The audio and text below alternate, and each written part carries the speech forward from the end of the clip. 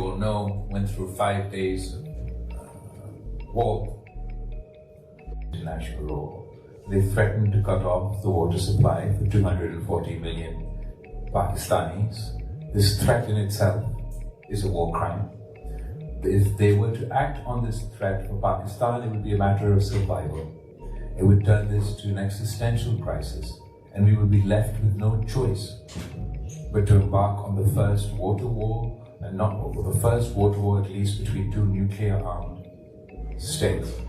Pakistan has demonstrated throughout this conflict that we are not the aggressors.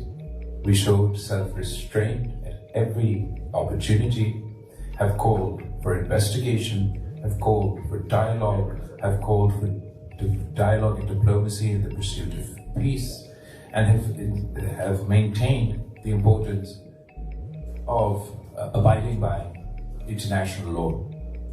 We are here in Europe, but we're very cognizant of the fact that Europe feels passionately about war, not only because of your history, but because of what you're facing today, the first war on the European continent since World War II.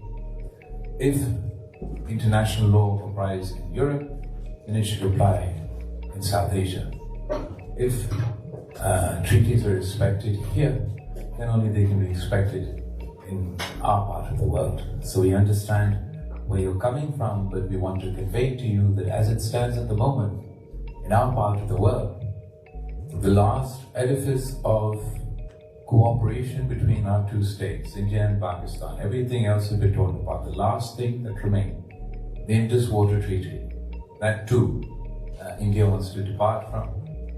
If people far away think things that are far away from us don't apply to us, this is none of our business.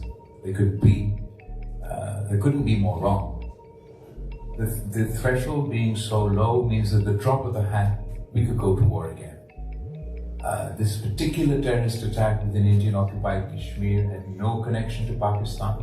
To this day, they haven't been able to share with their own public, with their allies, and certainly haven't shared with us the names, identities of the individuals involved in this terrorist attack. Nor can they even share with us who they have targeted in their so-called targeted operation within Pakistan. We can point to the civilian infrastructure, the dam that they targeted, the facilities that they targeted, and the innocent civilians they killed. They can't name one terrorist that was involved in this terrorist attack that supposedly crossed this heavily armed border between India and Pakistan. Nor can they name a single terrorist that they attacked and killed on Pakistani soil when they violated our sovereignty. We appreciate the role the international community played in helping us achieve this ceasefire. We now look to the international community to engage with India and convince them that the decisions that they have made leave not only us less safe, but leave everybody less safe. There's no military solution to Kashmir. There's no military solution to terrorism with the water issue. Water isn't even and should never be considered a weapon of conflict. I'm cognizant of the fact that we commenced late, that there's so many people over here that will have many questions, not only for me, but also for the other members of our delegation. I would suggest that if there are climate-related questions, we've got two fantastic climate representatives here. Otherwise, you can either ask me or anybody else sitting before you. And I'll hand it over to our ambassador to moderate our session. Thank you very much, sir. Could you kindly identify yourself and the question when asking the question, please? We'll begin from ladies first. Okay. Lynn Buttos from the European Institute for Asian Studies. We already had a discussion this morning on specifically on climate change. But of course, to what extent is that we already tackled briefly about the Indus Water Treaty. So, but how is this actually going? How are you going to address this in the future? How are you going to make sure that India does not depart from it? And what can we do? Because, of course, the climate, also on climate, this will have an issue, So, as well as on the water. I'd actually like to bifurcate the two, and on the climate question, I'll ask Sherry or Sadiq to step in. But on the Indus Water Treaty, we've laid out the stark situation before.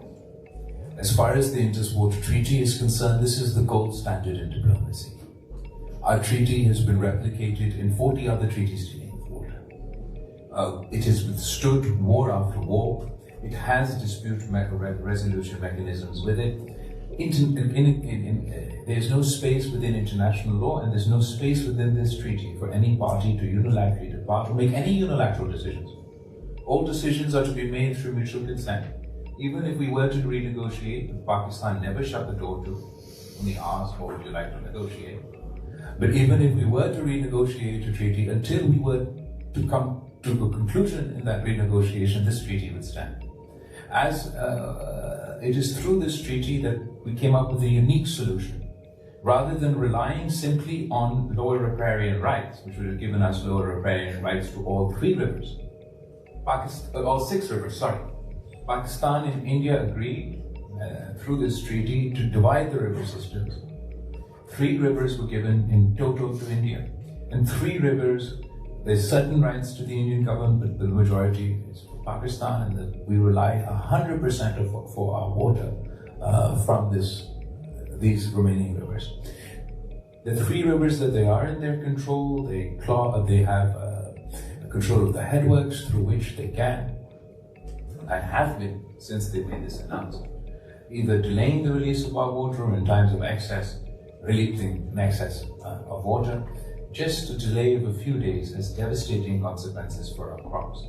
It means that not only our agriculture is affected, on a humanitarian level, this is the only water supply to Pakistan. In the climate context, we're already the largest collection of snow and ice was in this region.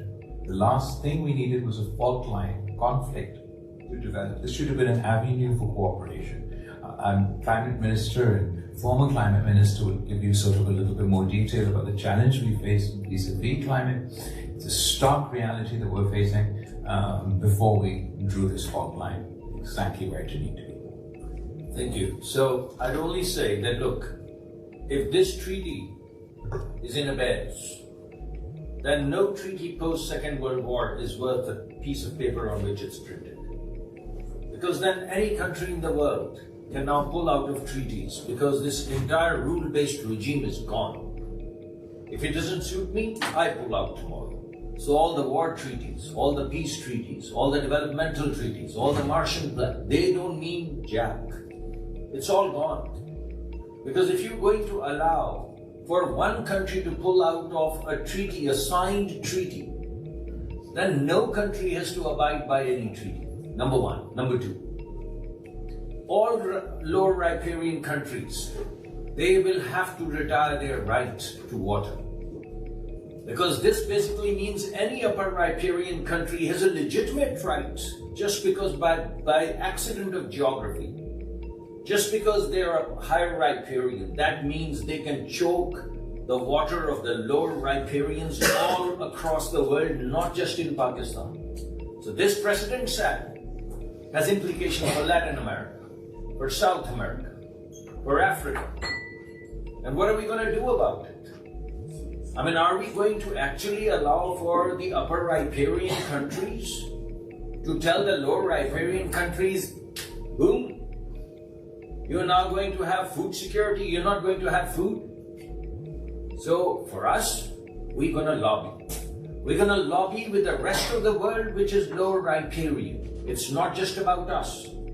It's about the rights of every single country, Europeans included, who are lower riparian, because you're establishing a new regime of rights, which is differential with upper riparian countries.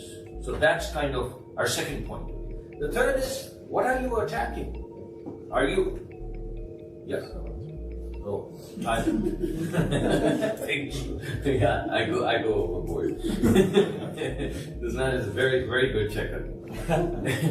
Look, it's not just that the water that flows. What flows with the water is a civilization. what flows with this water is climate. We have 13,000 glaciers, 13,000 glaciers. We are having the highest bluffs across the world right now. We're having these glaciers burst into lakes. And when they come down, they bring down boulders half the size of this room from 35,000 feet, which basically devastate all civilization that lies underneath. So it's not just water. This control, this release, this flooding, this devastation is of enormous consequences. So I'll pause here because my friend Sherry is going to then also write me another check. Thank you, Chairman.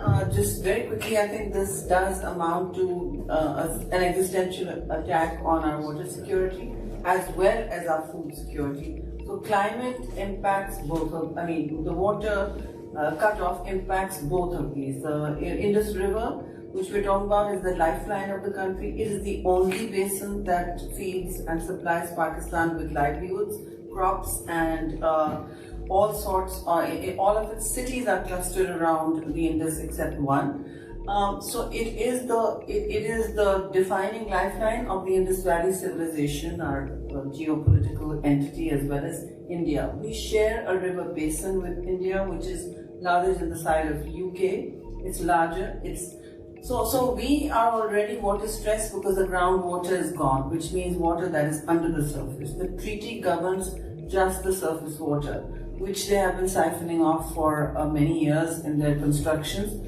However, I think it's important to understand that food and water security are a crisis for many parts of both India and Pakistan. Already Pakistan's soil, at least in the southern area, the province I'm from, is under severe water stress. The other province is under severe water scarcity. Scarcity and stress are two different things. And by cutting off the water, as you have less and less water and more constructions, illegal constructions on the upper side of a transboundary river, what you have is a situation where the water stops flowing to the sea. Without water flowing to the sea, one of the breadbaskets of the country, which is the province of Sindh, where I'm from, it becomes saline. The soil starts waterlogging, the sea starts ingressing. So nature and the sea abhor a vacuum. As the water stops coming down in certain seasons, the sea makes ingress. That soil becomes infertile. It is impossible to sow over there. And I'm sorry to be a little, detailed on this, but desalination and waterlogging is a very serious problem. It is because of water scarcity and constructions and canals on the upper riparian systems here. It's a crucial competition in the region. Water is now going to be the conflict, but our issue was not to politicize it, not to make it a flashpoint for a potential nuclear war, because as my two senior colleagues have said, the chairman repeatedly says it will become a flashpoint for war, and particularly nuclear war, because the standoff weapons that were used by India can amount to that. They're dual use, and the escalatory ladder gets very high. So water is what the new fight should not ever have been. Food, water, human migrations, this will result in larger migrations, larger land hunger, which is already higher than India, but they have a lot more population, they have a lot more of everything. So that is where we are standing. Our soil is, two of our provinces, Balochistan and Sindh, that's half the country, are completely degraded already, more or less. 1/3 of Sindh is left to sow and cultivate, the rest is no longer able to use because there's no groundwater left. Nobody's talking about that. Please check how much mining India does of this basin, and it is the largest miner of groundwater in the world. We are left with no water for our irrigation and our tube wells. So I'm going to stop there because I think you may have other geopolitical questions. Thank you very much. Next question, please. Thank you. Good afternoon. Thank you very much for your presentation and for your invitation for this meeting. My name is Juliana and I'm from the Portuguese mission to the EU. So taking into account what you have just shared, I would like to know what's your plan, what's your approach within your mandate in the United Nations for dealing with this link between security and environment and changes? Thank you.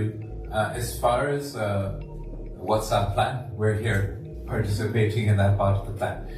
We are seeking the assistance of the international community in helping us achieve peace in the subcontinent so that we don't have to fight either on Kashmir or on terrorism or even on water. And we can collectively, with India, face the challenge of climate change. Just as was just laid out, we face severe challenges, but these are joint challenges that we should have been meeting together. Within the context of the Indus Water Treaty, we, as far as the United Nations is concerned, I believe the United Nations Security Council is holding a debate next month on the respect for treaties. I think that will be incredibly important in the context of what we're seeing in the subcontinent. And then our options are, we're being forced towards very limited options. India said no to an impartial investigation into terrorism, no to the United Nations Security Council's role in dispute mechanism resolution, no to the United Nations to dispute resolution mechanism, no to President Trump's or the international community's offers to mediate, and no to bilateral dialogue with Pakistan. So in that context, we've lowered the threshold for conflict between our two countries. We've rose so fast through the escalation ladder the last time around that the next time around is going to start off where we left off. And we're not talking to each other. So if they continue on the threats that they've made, and just the mere threat is a violation of the UN Charter to cut off the water supply of any country, you can't claim to just be against terrorists if you're shutting off the water supply of a whole country. You can't claim to just be against terrorists when you call an entire country terrorist-stan. That means there is no distinction between civilians and terrorists as far as our opponents, our neighbors are concerned. So that with all those doors shut off, we continue to pursue the path of peace. We insist on dialogue and diplomacy is the only solution. We do not crave conflict. But if India is going to dam the water supply of Pakistan, carve out canals for the water supply of Pakistan, then Pakistan would have no peaceful resolution option available. It'll become a matter of survival and we'll have to go to war. Liana, you'll have to join your voice with us because you should have empathy for us. You know exactly what we're talking about. Thank you. Next, anybody who wants to ask questions, it doesn't need to go in any order. It can go in any order, but it's just anybody who feels. Thank you, and thank you very much for the invitation. Ralph Netzke from the International Center for Migration Policy Development, ICMPD. Work with your authorities in the country, but my question is not about migration actually. Okay. It's clear it could be a consequence of what was described. My question is actually now you refer to the international community, while we are in Brussels, could you be a bit more specific possibly what you expect from the European Union?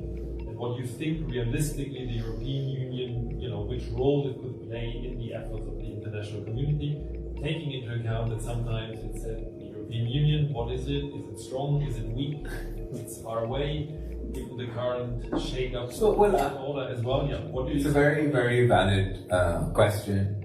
We're very encouraged by everywhere we've gone and the keenness with which people would like this dispute to be resolved through dialogue and diplomacy. And given the European Union's stance on international law, stance on respecting the UN Charter, stance on the respect for treaties, stance on not denying food or water to civilian populations anywhere in the world, stance on the importance of UN Security Council resolutions and the UN Charter. I think that there's a lot that the European Union can do. And I've been reminding, this is not sort of specifically for you, but it has been a constant refrain wherever we have gone. Where we've quoted the fact that all it takes for evil to succeed is for good men to do nothing. And I don't believe, luckily, that anyone is ready to do nothing in this conflict. The Europeans are not only talking to us, they have been talking to the Indians, and they're also encouraging dialogue and diplomacy is the only avenue, the only pathway forward to solve this conflict. We note even with the Indian foreign minister standing right next to your commissioner, she still insisted in messaging the importance of international law, condoling with the loss of lives on both sides. So we appreciate these subtle messages. We appreciate the efforts for de-escalation in the run-up to the ceasefire and the continued efforts to encourage dialogue in pursuit of peace. Would we look for those who for what we ideally like to see is for us to be able to depart from this sort of false binary that has been created post this conflict, where all of a sudden, in the interest of being neutral arbiters, India isn't interested in anyone being an arbiter, but in the interest of being neutral stakeholders, suddenly peace is partisan, dialogue is partisan, the respective treaties, or at least voicing the importance of the respective treaties as partisan, and speaking against the weaponization of water as partisan. But I leave it to the specific individuals involved, the institutions involved, the countries involved to assess what best serves our goal. Our goal is not to sort of provoke activism. Our goal is to induce results. So whatever the best approach is, to speak to your friend India as a friend, to encourage them that dialogue and diplomacy is the way forward. That the caricature that they paint for Pakistan is not the same experience that at least the Americans or the British or anybody else had. Those all would be positive developments. We don't expect to achieve peace in a day, but we're encouraged by everyone's willingness to play whatever role they can in facilitating that process.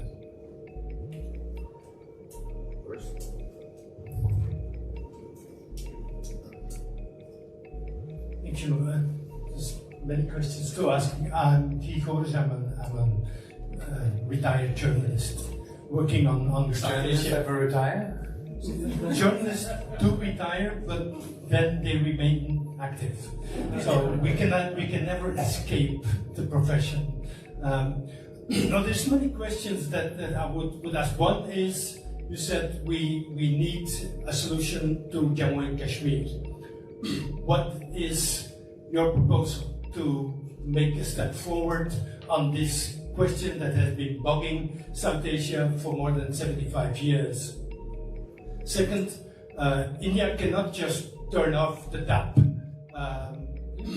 and the water scarcity that the minister was referring to is predating the abeyance. So there's already a problem.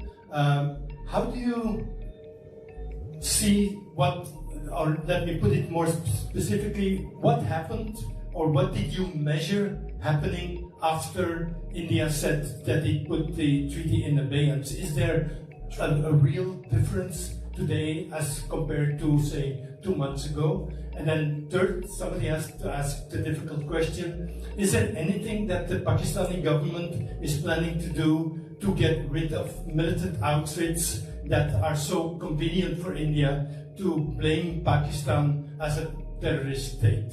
Thank you for the opportunity to answer all these questions. These exactly the topics that you mentioned are those that we believe that can come up within the context of a comprehensive dialogue with India. If we have a comprehensive dialogue, that means an all-encompassing dialogue. And that gives us an opportunity to discuss all each issues, at least bilaterally. As far as the question of Kashmir, given that you're an expert, you know Pakistan's long-standing position is in line with the UN Security Council resolutions and in accordance to international law. Only once we deliver the plebiscite to the people of Kashmir, their right to self-determination, would be our position. India would bring their position as part of a comprehensive dialogue. But I believe there are dueling reasons now that we must address the issue of Kashmir. If India thought that this was an internal issue, they have ensured that this never remains an internal issue. Not only because of the multilateral politics and the commitments to international law, and what does the United Nations mean if we can decide that we're not going to apply whatever is inconvenient to us? Not least the promise that we in the international community has made to the people of Kashmir, not least because this is a legacy of partition left over by the colonial powers that still bleeds to this day, has led to wars in the past, and is providing the groundwork for the wars between us, India and Pakistan, even to this day. As far as indigenous terrorism is a challenge within India, it has become a root cause to the indigenous terrorism that was demonstrated in this last terrorist attack, particularly post-2019, where the policies of the state have become even more aggressive, repressive, and suppressive. They've moved away from their domestic commitments to the people of Kashmir. In that circumstance, what you're doing is you're creating the perfect environment to breed indigenous terrorism, and that indigenous terrorism will challenge India in a way that no cross-border terrorism ever could. And instead of addressing this issue, we're ignoring the issue and making it worse. If we don't find a solution for Kashmir, and the situation on the ground continues to deteriorate, then the environment is created, and the new youth in Kashmir will form the cannon fodder for the terrorist organizations of tomorrow that will continue to perpetuate these attacks. Before I go into the water, I'd like to sidestep onto the terrorist question. As far as what Pakistan has done, now the militant groups that exist on Pakistani soil are a result of the Cold War politics and the geopolitics of the 1980s. Every single group that you can name today, every single one, there's not one that's out of this orbit. Be it Al-Qaeda, be it the Taliban, be it these groups that are of concern to the Indian government. That's the groups of concern to the Indian government. All of them are a result, are the hangover, are the leftover elements of the Afghan jihad ecosystem in Afghan 1. That decision to set up this network of what was called at the time freedom fighters, who were dubbed at the time as the great Mujahideen, fighting the moral war of the West against the evil Satan. Evil Satan then was the Soviet Union. These were the same people who were invited to the White House by Ronald Reagan, and he declared that these are the moral equivalent to our founding fathers. And Pakistan, well, at the time was under a dictatorship, and my mother, Bilawal Bhutto, was leading the resistance against the dictatorship. Even at that time, she warned the Pakistani authorities and the international community that you're creating a Frankenstein monster that's going to come back and haunt us. And that Frankenstein monster came back and haunted the US at 9/11 and the entire world. Pakistan is part of the international coalition, targeted Al-Qaeda, targeted the Taliban. Well, now the Taliban is off the list, God knows what the definition is over there. Targeted other organizations, reoriented our entire infrastructure of our state to treat some groups which we previously considered as allies as now terrorist organizations. That reorientation was a difficult and bloody process.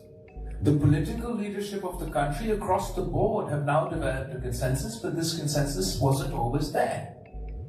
We fought politically against these terrorists on the political battlefield by challenging them politically, and resulted in losing our lives, changing the state policy on the political front. The military leadership of Pakistan is not again the caricature that the world wants to paint of many, many generations ago, where there would have been conflict in this transition, where there would have been anti-Al-Qaeda as a result of 9/11 and their alliances in the world. But when you got down to the officers and the individuals who fought the wars alongside, who used to be the Mujahideen, they may have been grey area. Now, the military leadership in Pakistan have come up through the ranks while combating these terrorists on the front lines. They fought them in Swat, they fought them in South Waziristan, they fought them in North Waziristan. They earned their honors in valor and in bravery while fighting these terrorists, and then got promoted to the current ranks that they are while they lead our armed forces. So in that context, we fought the bloody war over what's left over from Afghan 1. The international community, through FATF, has only recently endorsed Pakistan's actions against the groups of concern to India. So we've lived up to international scrutiny of the FATF that endorsed Pakistan's actions against the LET and other groups, and have approved the actions that Pakistan has taken. And we've gone from the grey list to the white list because they believe that those actions are worth a violin or of significance. Now, so far, I've only talked about the challenges that we face from Afghan 1. The new terrorist problem that we're facing is Afghan 2, the consequences of the fall of Kabul. And we've seen in the space of the last couple of years a significant increase in terrorist attacks within Pakistan. At this point in time, if we continue at the trajectory that the terrorist attacks are just taking place in this year, I mean, not at the end of the year yet, but if it continues at this trajectory and we get to the end of the year, then this year, 2025, will be the bloodiest year Pakistan has seen as far as terrorism is concerned. Year after year, we've been the largest victims of terrorism. So far, 92,000 lives lost. Even this year, we hold the record, the glorious record, of being the country where the single largest number of terrorist attacks are taking place and the single largest number of victims of terrorism exist. It is in this context that we passionately advocate for regional cooperation, international cooperation to combat terrorism. The US just 2 days ago called Pakistan a phenomenal partner in combating terrorism. We have managed to collectively thwart terrorist attacks within Pakistan and in capitals across the Western world as a result of Pakistan and those Western countries' close collaboration and CT efforts. Pakistan and India, since 2012, have had no collaboration on counterterrorism. The last collaboration we had was within the confines of this comprehensive dialogue that we now see. Even in that cooperation, Pakistan shared information as far as LET is concerned and the terrorists that were going to attack their country, which resulted in India taking action against those groups. India never supported Pakistan in our concerns about the BLA and the Majid Brigade and the support that they provide for these organizations. Even now, we believe that the only way for us to secure the future of South Asia from terrorism, from the new threats that we're going to face, will ultimately be cooperation between India and Pakistan. Without talking to one another, if you even look at the 2019 attack, which is the last attack that resulted in planes in the air, between that day and this day, the April 22nd attack in Balkan, no communication, no intelligence sharing took place as far as terrorism is concerned. And finally, the fact that India cannot turn off the taps is untrue. They've turned off the taps in the past. 1948, 1949, I believe, when they shut Pakistan's water. They have been in violation of the, then resulted in negotiating the Indus Water Treaty, dividing our sharing the resources. Within the mechanisms of the Indus Water Treaty, we had complaints that India was violating the Indus Water Treaty. Was damming places they shouldn't dam, was building structures they shouldn't build, was building structures larger than they were allowed to under the treaty. But those cases we were facing through the structure of this mechanism. What India has done is threatened to turn off the taps. And I want to repeat, just threatening to turn off the tap is a violation of the UN Charter. It's not about how much damage they have caused, just making this threat is a violation of international law. Now, they implement it in two ways. One way is the extreme scenario where Pakistan has already laid out that this would be an act of war. That would be damming the rivers that are right in the corners to this treaty, carving out new canals in those three rivers. The other way that they damage us, or they turn off the taps, is you only have to delay the release of the water from the so-called tap by up to a week. 1 week's delay or even less would mean that our crops die. And our agriculture economy is devastated, our people is devastated, our food security has connotations of those. So, it's not about their ability or capacity to turn off the dams. This precedent should never be allowed to set.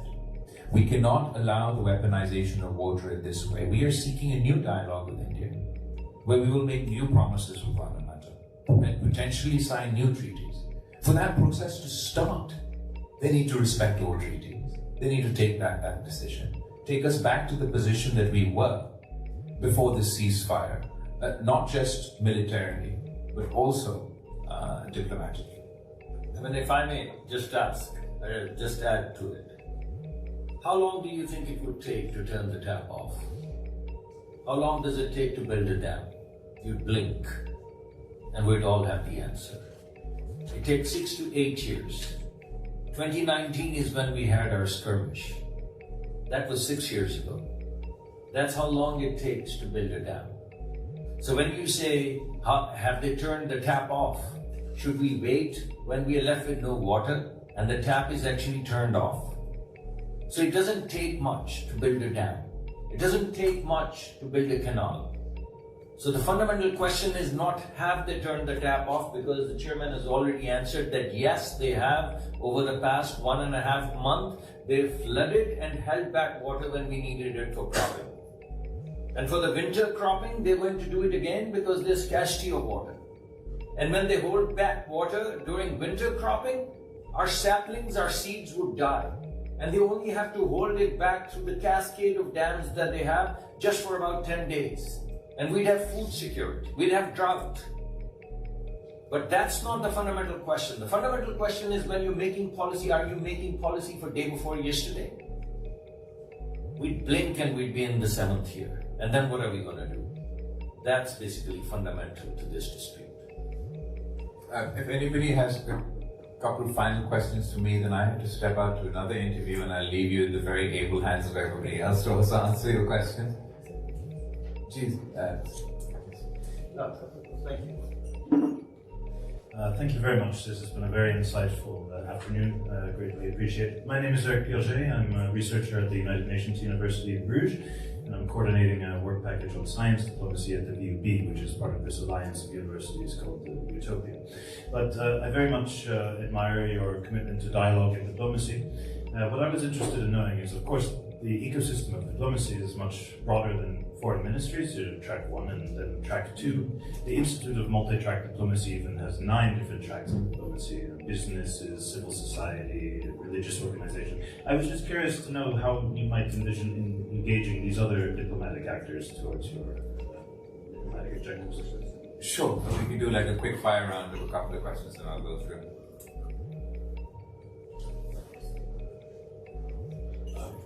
Hello, Andreas Schnicknitz, work for the EAS. Very short question. Sorry.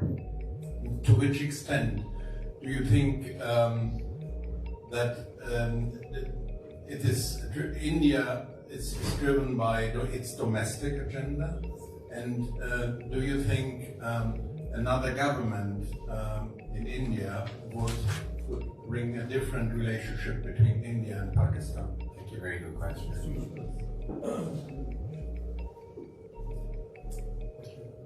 Michel de Kemeter, Club of Brussels. We are experts in regeneration, socioeconomic and environmental. We did an inventory of over 100 projects of greening in the deserts, in hyper-arid areas. A lot of solutions exist, and I was wondering if you have also, because the water problem is going to be worse by the year. So we can try to manage what we can manage today, but we know it's going to be worse. Solutions exist, local solutions for water management, flood captation, etc., etc. Do we have experiences like that and knowledge centers that knowledge can be shared with them, Pakistan or not? Or would you be interested to collect? Okay, absolutely. I think that let's start answering those questions. Other tracks, it takes two to tango. So someone has to agree to any level of talk before a talk can take place. At the moment, India is doggedly disagreeing because I believe they find it convenient to use for them to have a justification to not talk and then unilaterally act, whether it was in 2019, the unilateral changes that they took within the Kashmir context or in the Indus Water Treaty. But obviously we will continue to pursue that path, and we would be very keen at any level and at any way this conversation would start. I believe that a minimal improvement should be that at the moment we have DGMO to DGMO talks as far as the ceasefire implementation is concerned. The minimal elevation of that talks would be an NSA to NSA level talk, and then sort of develop it forward towards a comprehensive dialogue. As far as domestic politics, absolutely it's driven this. The only variable that has changed throughout this scenario is the domestic politics of India and the ruling government of India. Never before was water used as a weapon. Never before Anyway, as far as their domestic politics is concerned, I also don't want to comment on it beyond the reasonable. I can comment on it from my concerns, but ultimately that's a decision that the Indian public has to make. It's a decision that the Indian public has made, and we in Pakistan have to deal with this reality. And the reality is that you have a new government in India that's a Hindutva government in India that seeks inspiration not from the Gandhian secular India, but by the RSS assassin that assassinated Gandhi.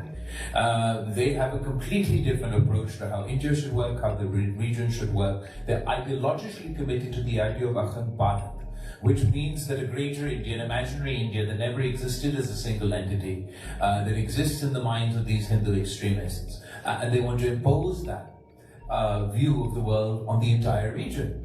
And it encompasses Afghanistan, Pakistan, Nepal, Sri Lanka, Bangladesh. So I'm sure people are watching what's happened with the only nuclear armed neighbor with trepidation. But this map of the greater India, other countries in the world have similar aspirations. This map of Akhand Bharat is on the walls of the Indian Parliament. So they've painted what they'd like to see in the region. I think so, and they use the tool that they use to achieve this. They use the whistle of terrorism to demonize the Muslims in India, the Muslims in Indian occupied Kashmir, and now, by extension, the Muslims in Pakistan. And Europe knows all too well what happens when you normalize the dehumanization of a specific community anywhere in the world. They've done it, you've witnessed this in the past. They're doing it before our eyes. Obviously that has consequences. But we're saying we're willing to have dialogue with the devil in the interest of peace. We believe that India is not in its own, whatever its aspirations are, whatever its ideology is, the decisions that their leadership has made has left both sides less secure. It is not in the interest of India that we leave our fates in the hands of non-state actors and terrorists. On the one hand, every time talks have been derailed, they've been derailed because of a terrorist act. So even in those circumstances, we, the leaders of India and Pakistan, are not deciding the fate of our people. We're leaving it to the terrorists to decide that we're talking, so they'll go into an attack and we sabotage the talk. Now we're saying that the decision to go to war will not be taken by Modi or Prime Minister Shehbaz Sharif. The decision to go to war between two nuclear arms nations will also be taken by nameless, faceless terrorists who decide to attack at will. This entire corner that Modi is painting his country and our region into is not in our mutual interest. To say that we have fought generation after generation over Kashmir and we will continue to fight. We will never talk. To say that we fought then after that consistently over the issue of terrorism, but still we're not to talk or to investigate. And then to add to that a new fault line and say that now we damn the future generations of Pakistan and India to fight over water.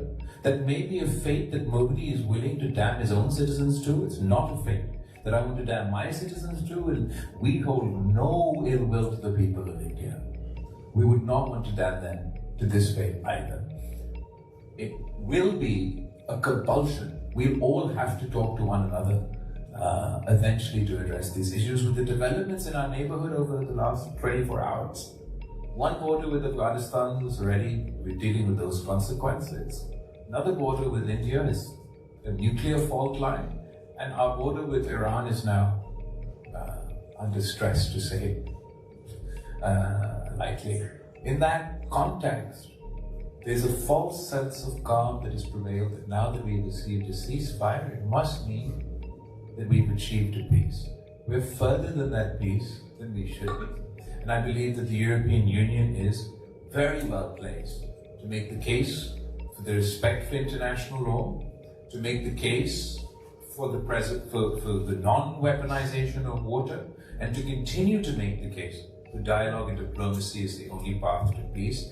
I'm very sorry that I personally have to run, but I'm leaving my very, very able team behind to answer the rest of your questions. Thank you. So I'd like to answer your question about the deserts and the forests and